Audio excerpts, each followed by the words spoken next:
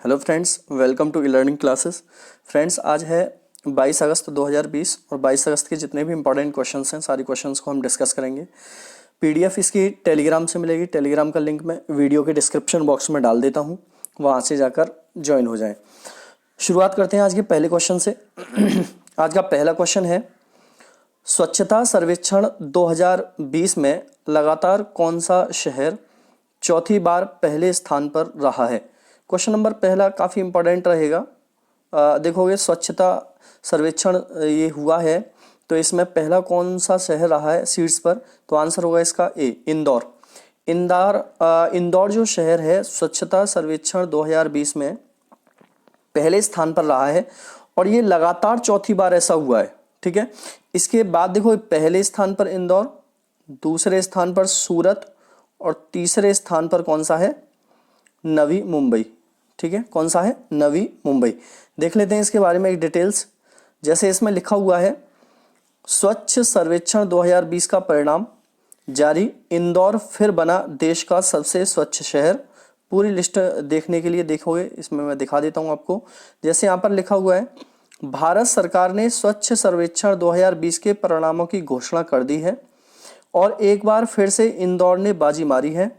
सरकार द्वारा जारी स्वच्छ सर्वेक्षण 2020 में इंदौर इस साल भी टॉप पर रहा है। वहीं गुजरात का सूरत दूसरे स्थान पर काबिज है। इंदौर पिछले 3 साल से टॉप पर था और यह लगातार चौथा साल है। इससे पहले 4 बार इस तरह का सर्वेक्षण हो चुका है। आगे देखो, इसमें लिखा हुआ है, सरकार की इस लिस्ट में तीसरा स्थान नवी मुंबई को है। गंगा किनारे बसे शहरों में उत्तर प्रदेश की आध्यात्मिक राजधानी वाराणसी अव्वल है। वहीं बिहार की राजधानी पटना सबसे निचले पायदान पर है। देखो ये काफी इंपॉर्टेंट है कि सबसे निचले पायदान पर कौन सी राजधानी है, पटना राजधानी रही है। कौन सी रही है, पटना राजधानी रही है। जबकि सबसे अव्वल स्थान पर कौन सी राजधानी रही है, वाराणसी। जबकि शहर कौन सा रहा है, इंदौर रहा है। तो ये क्वेश्चन से याद रखना है। आगे आते हैं, क्वेश्चन नंबर 2 है दोस्तों, हाल ही में घर बैठे मोबाइल पर नौकरियों की जानकारी के लिए किस कंपनी ने कोरमो जॉब्स ऐप लॉन्च किया है। तो देखोगे कंपनी ने कोरमो जॉब्स ये ऐप है, ये लॉन्च किया है, जिसके द्वारा आप घर बैठे मोबाइल पर नौकरियों की जानकारी ले सकते हो। आंसर होगा इसका बी, गूगल ने ये कोरमो जॉब्स ऐप लॉन्च किया है। अब देखो गूगल की बात मैं हमेशा से बताता रहता हूँ, इसकी स्थापना 1998 में हुई थी। ठीक है, इसका हेडक्वार्टर कहाँ पर है, कैलिफोर्निया में है। कई बार मैं बताता रहता हूँ। और लैरी पेज कौन है, इसके संस्थापक हैं। लैरी पेज इसके संस्थापक हैं। सीईओ कौन है, सुंदर पिचाई इसके प्रेजेंट में सीईओ हैं। तो ये वाली बात याद रखोगे। आगे इसमें इंफॉर्मेशन देख लेते हैं। जैसे लिखा हुआ है, गूगल लाया नया कोरमो जॉब्स एप्स, घर बैठे मोबाइल पर मिलेगी नौकरियों की जानकारी। जैसे ये पूरा बना हुआ है कि पूरे देश में कहीं भी अगर रोजगार निकलता है, कोई जॉब निकलती है, तो आप इस ऐप के थ्रू ये नौकरियां देख सकते हो। जैसे सरकारी रिजल्ट पर जाके आप चेक करते हो, वैसे ही ये ऐप है जहां पर आपको नौकरियों की जानकारी मिलती रहेगी। तो याद रख लेना है, ये ऐप लॉन्च किया है। आगे देखो, क्वेश्चन नंबर 3 है दोस्तों, हाल ही में सीमा सुरक्षा बल का महानिदेशक किसे नियुक्त किया गया है। सीमा सुरक्षा बल, इसे एसएसबी बोलते हैं, का महानिदेशक नियुक्त किया गया है दोस्तों। ऑप्शन नंबर है सी, राकेश अस्थाना। राकेश अस्थाना को सीमा सुरक्षा बल का महानिदेशक नियुक्त किया गया है। ये हैं राकेश अस्थाना, जिनको नियुक्त किया गया है सीमा सुरक्षा बल का महानिदेशक। याद रखोगे, इंपॉर्टेंट क्वेश्चन हैं। आगे आते हैं क्वेश्चन नंबर 4 पर, हाल ही में भारतीय मूल के किस चिकित्सक को यूके के royal academy of engineering president के विशेष पुरस्कार के लिए नामित किया गया है। क्वेश्चन नंबर 4 भी इंपॉर्टेंट है और क्वेश्चन नंबर 4 का आंसर है डी, रवि सोलंकी। रवि सोलंकी को यूके के royal academy of engineering president के विशेष पुरस्कार से देखोगे नवाजा गया है, इनको दिया गया है रवि सोलंकी को। देख लेते हैं, मैं एक पिक दिखा देता हूं। ये है रवि सोलंकी, भारतीय मूल के चिकित्सक, भारतीय देखो लिखा हुआ है भारतीय मूल के रवि सोलंकी ने यूके के कोविड-19 कार्य के लिए जीता पुरस्कार।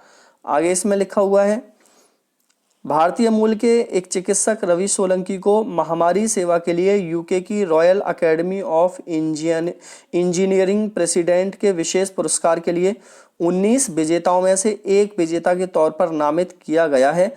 पूरे यूनाइटेड किंगडम में कोविड-19 से निपटने के लिए इन विजेताओं की असाधारण उपलब्धियों के कारण ही इनके नामों की घोषणा की गई है। तो याद रखोगे, काफी इंपॉर्टेंट है। कोविड-19 से निपटने के लिए पुरस्कार दिया है रॉयल अकेडमी ऑफ इंजीनियरिंग ने रवि सोलंकी को। क्वेश्चन नंबर 5 है, हाल ही में किस संगठन ने Delhi Meerut railway rapid project के लिए $1 बिलियन के कर्ज को मंजूरी दी है? Very very most important question दोस्तों। आंसर देख लेते हैं। पहला इसका आंसर है सी, एशियाई विकास बैंक। किसने दिया है? एशियाई विकास बैंक। इसे इंग्लिश में एडीबी बोलते हैं, एशियन डेवलपमेंट बैंक। इसकी स्थापना कब हुई थी? 1966 में हुई थी। कब हुई थी? 1966। इसका हेडक्वार्टर कहाँ पर है? मनीला में है। मनीला कहाँ पर है? फिलीपींस में पड़ता है। कहाँ पर है? फिलीपींस में पड़ता है मनीला। इसकी स्थापना कब हुई थी? 1966। हेडक्वार्टर मनीला में है। और मासासुको आसाकावा, मैं लिख देता हूँ, मासासुको आसाकावा इसके कौन है? प्रेसिडेंट हैं प्रेजेंट में। ये याद रख लेना है आपको। आगे देखो इसमें क्या लिखा हुआ है। जैसे लिख रहा है दिल्ली से मेरठ सिर्फ 1 घंटे में रैपिड रेल परियोजना को मिली मंजूरी। आगे है देखोगे दिल्ली मेरठ रेल प्रोजेक्ट का काम जल्दी ही शुरू होने वाला है। एशियाई विकास बैंक ने 750 करोड़ रुपए के कर्ज को इस परियोजना को मंजूरी दे दी है। इससे महज 1 घंटे में दिल्ली से मेरठ का सफर तय किया जा सकेगा। ये 750 करोड़ जो रुपए हैं ये 1 बिलियन है। ठीक है, तो $1 बिलियन की मंजूरी मिली है। ओके, आगे देखते हैं। क्वेश्चन नंबर 6 है, हाल ही में किसने फिट इंडिया फ्रीडम रन का आयोजन करने की घोषणा की है? फिट इंडिया फ्रीडम रन का आयोजन करने की घोषणा की गई है खेल मंत्रालय के द्वारा। ऑप्शन नंबर सी, खेल मंत्रालय ने फिट इंडिया फ्रीडम रन का आयोजन करने की घोषणा की है। देख लेते हैं। जैसे इसमें लिखा हुआ है, केंद्रीय युवा कार्यक्रम एवं खेल मंत्री श्री किरण रिजिजू ने 14 अगस्त 2020 को एक ऑनलाइन कार्यक्रम के माध्यम से फिट इंडिया फ्रीडम रन का शुभारंभ किया है। तो याद रखोगे किसने किया है? हमारे जो केंद्रीय युवा कार्यक्रम एवं खेल मंत्री हैं किरण रिजिजू के द्वारा ये किया गया है। आते हैं क्वेश्चन नंबर 7 पर। हाल ही में मूल्य निगरानी और समाधान इकाई की स्थापना कहाँ की गई है? मूल्य निगरानी और समाधान इकाई की स्थापना की गई है दोस्तों। ऑप्शन नंबर है ए, कर्नाटक में। कहां पर की गई है? कर्नाटक में की गई है। अब देखो कर्नाटक की बात आई है तो कर्नाटक की बात कर लेते हैं। कर्नाटक के देखोगे जो गवर्नर हैं उनका नाम है बैजू भाई वाला। क्या नाम है? बैजू भाई वाला यहाँ के गवर्नर का नाम है। VS येदियुरप्पा, येदियुरप्पा ही याद रखोगे आप। येदियुरप्पा यहाँ के कौन है दोस्तों? CM है। ठीक है, आगे देखो इसमें क्या लिखा हुआ है। जैसे लिख रहा है, केंद्रीय रसायन और उर्वरक मंत्री श्री DB सदानंद गौड़ा ने कर्नाटक में मूल्य निगरानी और समाधान इकाई की स्थापना की घोषणा की है।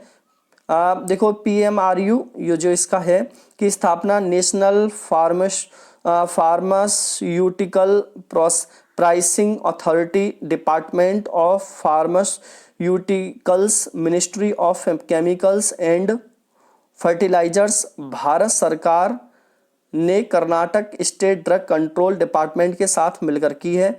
PMRU दवाओं की कीमतों की निगरानी करने, दवाओं की उपलब्धता सुनिश्चित करने के साथ साथ उपभोक्ता जागरूकता बढ़ाने में NPPA की सहायता करेगा। तो ये इंफॉर्मेशन है, याद रखोगे। बस क्वेश्चंस का आंसर जरूर याद रखना है इसमें। क्वेश्चन नंबर देखोगे 8 है, हाल ही में भारतीय रेलवे ने दुनिया के सबसे लंबे घाट पुल का निर्माण कहाँ किया है? ये काफ़ी इंपॉर्टेंट क्वेश्चन रहेगा। Very very most important question है ये। तो देखोगे भारतीय रेलवे ने दुनिया के सबसे लंबे घाट पुल का निर्माण किया है दोस्तों। ऑप्शन नंबर सी, मणिपुर में किया है। कहाँ पर किया है? मणिपुर के अंदर ये किया है। घाट पुल का निर्माण। अब देखो इसकी इंफॉर्मेशन मैं पूरी दे देता हूँ।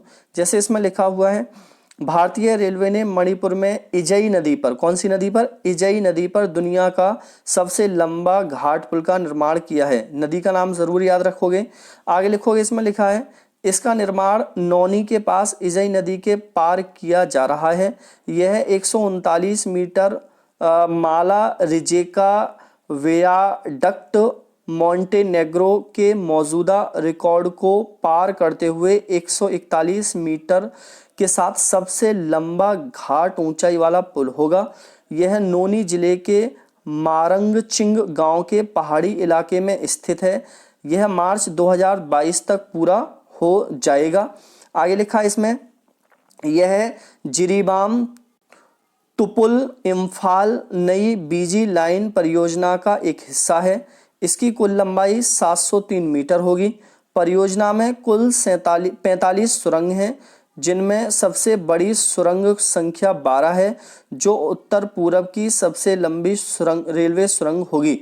पुलों के खंभों का निर्माण हाइड्रोलिक बर्मा का उपयोग करके किया गया है, जो विशेष रूप से कुशल और निरंतर निर्माण सुनिश्चित करने के लिए स्लिप फॉर्म तकनीक द्वारा डिजाइन किए गए हैं।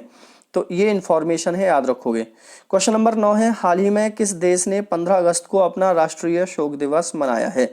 तो देखोगे 15 अगस्त को अपना राष्ट्रीय शोक दिवस किसने मनाया है? आंसर होगा डी, बांग्लादेश। बांग्लादेश ने अपना 15 अगस्त को राष्ट्रीय शोक दिवस मनाया है। बांग्लादेश की बात करें पहले, बांग्लादेश की राजधानी क्या है दोस्तों? ढाका है। करेंसी क्या है? टका है। ठीक है। इसके इस टाइम पर प्रधानमंत्री कौन है? शेख हसीना है। प्रेजेंट की बात कर रहा हूं मैं, शेख हसीना है। और अब्दुल हमीद कौन है दोस्तों? राष्ट्रपति हैं इस टाइम पर।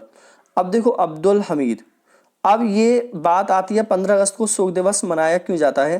क्योंकि बांग्लादेश के जो पहले प्रेसिडेंट थे, पहले राष्ट्रपति थे, जिनका नाम था शेख मुजीबुर रहमान, जैसे पिक मैंने दिखाई हुई है, इनकी हत्या हुई थी 15 अगस्त 1971 को, और इनको फादर ऑफ बांग्लादेश भी कहा जाता है। तो इन्हीं के शोक में 15 अगस्त को ये शोक दिवस मनाया जाता है। तो याद रखोगे, शेख मुजीबुर रहमान की वजह से 15 अगस्त को बांग्लादेश में शोक दिवस मनाया जाता है। 15 अगस्त को इनकी हत्या हुई थी। आगे आते हैं, क्वेश्चन नंबर 10 है, हाल ही में पारसी नववर्ष नवरोज कब मनाया गया है? ये भी क्वेश्चन इंपॉर्टेंट रहेगा, पूछा जाता रहता है।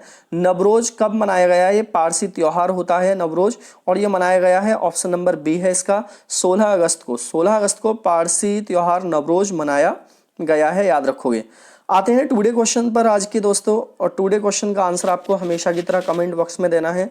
20 अगस्त को विश्व भर में कौन सा दिवस मनाया जाता है? कल ही मैंने ये क्वेश्चंस कराया है, आज इसका आंसर करोगे सभी लोग, और वीडियो को शेयर ज़रूर करोगे।